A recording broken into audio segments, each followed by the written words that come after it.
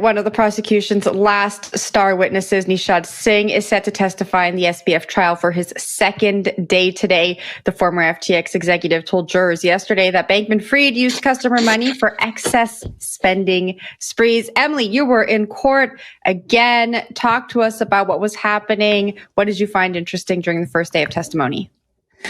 I thought that yesterday's testimony was among the most compelling that I've seen. We've had a few star witnesses, Gary Wong, Caroline Ellison, Nishad Singh. These are all former members of Sam's inner circle.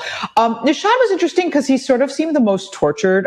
He really obviously he's pleading guilty. He's pleading guilty to various crimes. He definitely took some responsibility, some poor decisions, but he also expressed throughout that, there were these moments where he really was like wrestling with doubt, where he brought it up with Sam, where he sort of knew that something wrong was happening. He also kind of expressed this feeling that he sort of learned of certain things too late. So he kind of portrayed a very complex picture. He also just had some very, very strong statements. For example, he described himself as being blindsided and horrified. He said he was really betrayed. He said that, he felt that he had been working towards something that he thought was a beautiful force for good, and it turned out to be so evil. I mean, these were words that he used. So it was quite compelling, quite strong. The celebrity endorsements came up, the expensive real estate came up, but, I think just underscored how the poor decisions of a few individuals managed to sort of vanish, billions of dollars in value.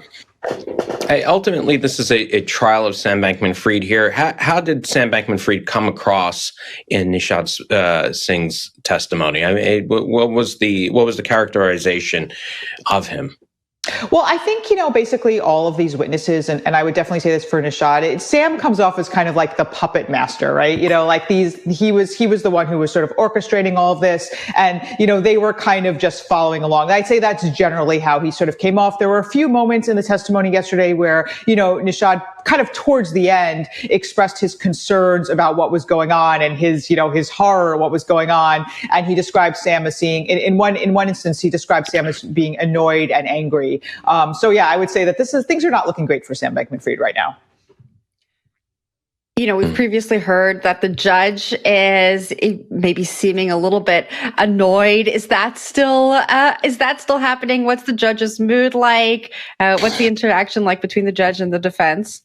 Well, so this was the prosecution yesterday. So that tends to be a little bit more smoothly. Most of the tension that I've observed has actually been between the judge and the defense. Although I will say that I'm starting to kind of see why the judge does things the way he does. There's clearly a logic behind it, not defending the way he's doing it. But, I think he really wants to keep things moving along. There's been a lot of repetition in the trial, and I think he just doesn't want to bore the jury and he wants them to stay engaged.